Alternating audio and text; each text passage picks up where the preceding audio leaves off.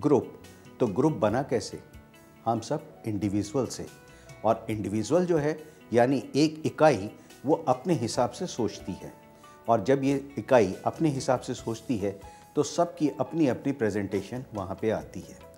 यानी उस सब एक्टिविटीज़ को, यानी डिफरेंट एक्टिविटीज़ को अगर हम लोग बात करें और इकट्ठा करना चाहें कि सबको वो चीज़ पसंद आए, तो ऐसा संभव हो ही नहीं सकता। जब हम लोग ग्रुप में बात करते हैं और ग्रुप एक्टिविटी की हम लोग बात करते हैं, तो वहाँ पे हमारे अंदर एक को सेक्रीफाइस करना बहुत ज़रूरी होता है। तो यहाँ पे सबसे इम्पॉर्टेंट पॉइंट ये है कि कौन सेक्रीफाइस करेगा या कौन किसको किस तरह से व्यवहार करेगा। अगर आप लोग एक जगह पे बैठ के काम कर रहे हैं, तो कई लोगों को आपने देखा होगा जो बैठे बैठे अपना पैर हिलाते रहते हैं, या किसी पेपर वेट को रोटेट करते रहते हैं, या कोई डिफरेंट एक्टिविटीज़ करते हैं। ये क्या एक्टिविटी है? ये सारी एक्टिविटी डिपेंड करती है और बताती है कि हमारी सोच किस डायरेक्शन में चल रही है। यानी हमारे अपने कपड़े पहनने के तरीके, हमारे चलने के और हमारे बोलने के, इन सब चीज़ों के ऊपर ये हमारी सोच वो निर्धारित होती है। एक छोटा सा एग्जाम्पल मैं बताऊं जो आप अपने घरों में देख सकते हैं। अगर घर के सदस्यों की सबकी चप्पल देखेंगे, तो किसी की चप्पल अंदर की तरफ घिसी हुई मिलेगी और किसी की चप्पल बाहर की तरफ घिसी हुई मिलेगी, किसी की बीच में से घिसी हुई मिलेगी। अब ये क्या दर्शाती है? अगर चप्पल अंदर की तरफ से घिस रही है, यानी पैर चलते वक्त इस तरह से डाउन है, तो वहाँ पे क्या होगा? उस केस के अंदर वो आदमी मीन प्रवृत्ति का, यानी वो सिर्फ अपने बारे में सोच रहा है और किसी दूसरे के बारे में सोच के राजी नहीं है। हाँ, जिसकी चप्पल बाहर की तरफ से घिस रही है, उसका क्या है कि वो बहुत ब्रॉड माइंडेड है और वो हर किसी चीज़ में एडजस्ट कर सकता है। हाँ, अगर किसी की चप्पल बीचों बीच से घिस रही है, तो वहाँ पे क्या है कि वो आदमी बिल्कुल बैलेंस है, यानी हमारे चलने से वो चप्पल घिसेगी। अब वो जो चलने का हमारा जो मेथड है, वो ही डिसाइड करता है हमारी सोच को। अगर इस तरह की कई सारी चीज़ों को हम लोग जब देखते हैं, तो वहाँ पे हम नतीजा निकालते हैं कि कहाँ पे हमारे अंदर क्या कमी है। ग्रुप के अंदर बैठे हुए हम लोग बात करते हैं। अब ग्रुप से अगर मैं बात करूँ, तो वो परिवार भी हो सकता है, ऑफिस भी हो सकता है, फ्रेंड सर्कल भी हो सकता है, या आपका अपना बिजनेस एनवायरनमेंट भी है। अब अक्सर लोग कंप्लेंट करते हैं, हमारे यहाँ परिवार में बहुत ज़्यादा नहीं बनती, यानी परिवार में एक तनाव रहता है। अब तनाव क्यों है? हर कोई हिटलर बनना चाहता है, यानी भाई सारे मेरी ही बात माने, और जब आपकी बात नहीं मानी जाएगी तो क्या होगा? आपके अंदर तनाव आ जाएगा। और उस तनाव को कैसे दूर करेंगे? ये कि दूसरा ही माने? नहीं, ऐसा संभव नहीं है। वहाँ पे आपका फ्लेक्सी होना, यानी आपको बदलाव लाना बहुत ज़रूरी है। और अगर आप बदलाव लाएंगे, तो यकीन मानिए कि आपके परिवार के अंदर खुशहाली आ जाएगी। अब इसके अंदर जब हम ग्रुप एक्टिविटी की बात करते हैं, तो एक ग्रुप को हम लोग बैठा लेते हैं जहाँ पे 15-20 जने होते हैं, और यह जितने भी जने हों ग्रुप के अंदर, वहाँ उन सब की सोच को हम लोग एक कॉमन प्लेटफॉर्म पे लेके आते हैं।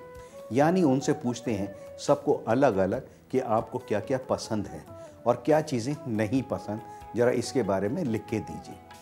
अब आपने कहा कि मुझे मिस्टर एक्स के बारे में, उसके बारे में बहुत सारी कंप्लेंट है, तो हम ये कहेंगे अच्छा ठीक है, कंप्लेंट है, बहुत बढ़िया है, लेकिन एक्स की क्या क्या पॉजिटिव है, यानी क्या क्या सकारात्मक है, उसके बारे में ज़रा आप लिखिए। तो वहाँ पे वो उसको भी लिखेगा। और अगर ध्यान से देखिए, मैं एक्स से पूछूं कि वाई के बारे में आपने क्या लिखा, और उन दोनों को जब हम मिलाएंगे, तो आप आश्चर्यजनक रिजल्ट लेते हैं। और वहाँ पे जब हमें हमारी कमी का पता लग जाता है, तो उसको सुधारना बहुत आसान है। यहाँ पे सिर्फ एक इम्पॉर्टेंट पॉइंट जो है, वो हमारी फ्लेक्सिबिलिटी, एक्सेप्टेबिलिटी, यानी स्वीकार करने की क्षमता जरूर है।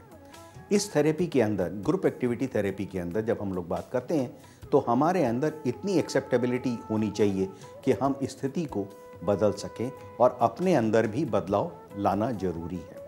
आप अपने अंदर बदलाव लाएंगे तो देखेंगे दूसरा भी बदलाव ला रहा है। यानी अगर आपने अपने अंदर को चेंज लाए, तो दूसरा सोचने पे मजबूर होगा, ये आदमी पहले तो ऐसा नहीं था, अब इसके अंदर कुछ चेंज आया, तो जब ये चेंज कर सकता है तो मैं क्यों नहीं कर सकता। अगर हम अपने ऑफिस के बारे में बात करें, तो ऑफिस के अंदर एक बड़ा कॉमन सा वर्ड हम लोग कह देते हैं कि पॉलिटिक्स चलती है। अब पॉलिटिक्स में क्या है, अपने प्रमोशन के लिए हम किसी भी हद पे किसी को भी हम ले जा सकते हैं, या हम उसको दूसरे को लेट डाउन करते हैं। यहाँ पे दूसरे को लेट डाउन करने के लिए अगर आप शिकार बने हुए हैं तो परेशान मत होइए। ठंडे दिमाग से सोचिएगा कि आपने ऐसा क्या किया जो दूसरे को चुभा। अक्सर एक चीज़ हमारे को बहुत कॉमन सी मिलती है कि उस आदमी को क्रिटिसाइज़ किया जाता है जिस आदमी का काम बहुत अच्छा होता है। ऐसा क्यों? जो आदमी काम ही नहीं कर रहा उसके बारे में कोई डिस्कशन ही नहीं है। क्यों? क्योंकि उससे किसी को कोई डिस्टर्बेंस नहीं हो रही। लेकिन अगर कोई व्यक्ति काम अच्छा कर रहा है तो दूसरे को अपनी पोस्ट के बारे में, अपनी प्रमोशन के बारे में खतरा होने लगता है। तो वो क्या करेगा? नेचुरली वो अपनी पोस्ट को, क्योंकि वो काम को नहीं जानता, तो यहाँ पे उसकी वजह से आप परेशान हो रहे हैं, ये गलत है। आप अपना काम करते चलिए, जिसने जो करना है वो करेगा। तो ग्रुप एक्टिविटी के अंदर जब हम ऑफिस में बैठते हैं तब हम इन्हीं सब चीज़ों के बारे में इम्पोर्टेंस लेते हैं और उन्हीं चीज़ों को हम लोग डिस्कस करते हैं।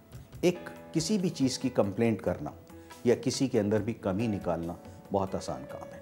बैठे बैठे आप किसी को भी कंप्लेंट कर सकते, किसी के बारे में कुछ भी कह सकते हैं, लेकिन जब बात आए अपने ऊपर तो अपनी कमी सुन के हम कोई भी राजी नहीं होते।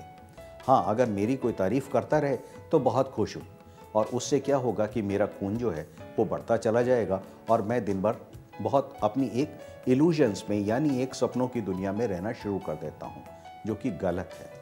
अगर किसी व्यक्ति ने आपकी तारीफ़ करी है तो यकीन मानिए कि कोई व्यक्ति आपकी बुराई भी कर रहा होगा। सारी अच्छाई किसी में भी नहीं हो सकती, हमें भी नहीं है, लेकिन अपनी कमियों को मानना और उसमें धीरे धीरे सुधार लाना बहुत अच्छी बात है। लेकिन इसके लिए आपके अंदर एक्सेप्टेबिलिटी होना बहुत ज़रूरी है।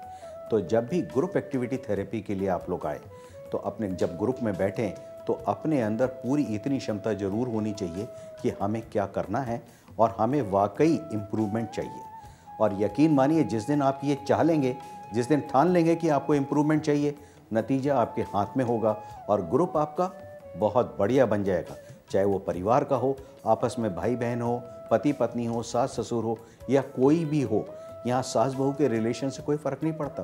वो संबंधों को भी सुधार सकते हैं, अपने हस्बैंड वाइफ के रिलेशंस को भी सुधार सकते हैं। और अगर आपके दिमाग के अंदर शांति आ गई तो उसका नतीजा आप खुद ही देखेंगे कि कैसे धन, संपत्ति और सुख की समृद्धि होगी। तो मैं आशा करता हूँ आप सभी लोग इन चीज़ों को अपनाकर अपनी ज़िंदगी के अंदर एक चमत्कारिक बदलाव ला सकते हैं।